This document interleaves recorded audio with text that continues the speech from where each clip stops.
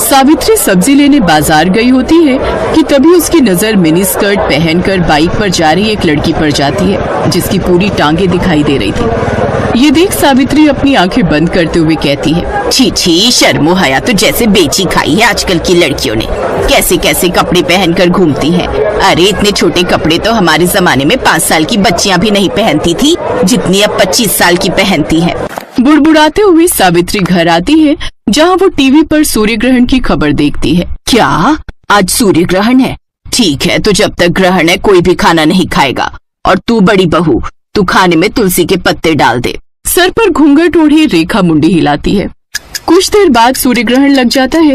तभी रेखा का पति ऑफिस से थका हारा घर आता है और फ्रिज में से ब्रेड जैम लगाकर खाने लगता है। ये देख सावित्री गुस्से में चिल्लाते हुए कहती है, हे राम, कर दिया ना अपशगुन। भला ग्रहण में कौन खाना खाता है? क्या माँ, अब भूख लग रही है तो कुछ खाओ भी ना क्या? ठीक ही तो कह रहा है वो। अब ये सब पुराने विचारों को त्याग भी दो सावित्री। आप तो चुप ही रहिए। और तू बड़ी बहू, यहाँ खड़ी खड़ी मेरी शक्ल क्या देख रही है? तू इसे रोक नहीं सकती थी? माँ जी वो मैं। अब क्या बकरी की तरह मैं कर रही है? अपना पल्लू ठीक करिए, सर से खिसकना नहीं चाहिए। बहुएं जितनी मर्यादा में रहें उतनी ही अच्छी लगती हैं। अरे हम भी थे, जितना मर्जी काम करते थे, लेकिन मजाल है कि कभी घूंघट सर से सरका हो।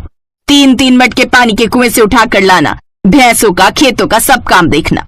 कितना काम होता था हमारे जमाने में।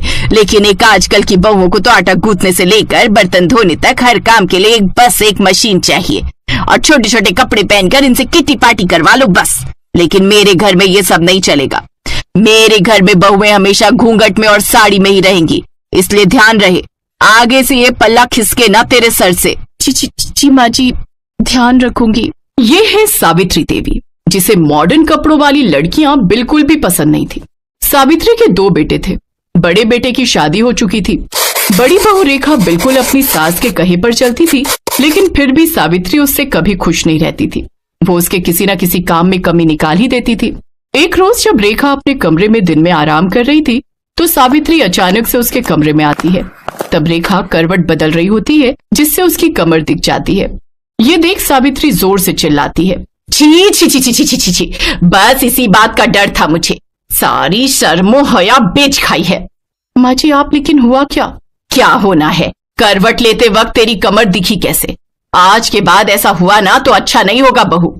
और इस तरह बंदिशों में रेखा ने अपनी शादी का पूरा 1 साल काट लिया। और उसकी फर्स्ट एनिवर्सरी पर उसका देवर राहुल दिल्ली से कानपुर आया। भाभी, मुझे ना आप सबको कुछ बताना था, तो मुझे लगा इससे अच्छा दिन भला क्या ही होगा। वो मेरे ऑफिस में मेरे साथ संध्या काम करती है।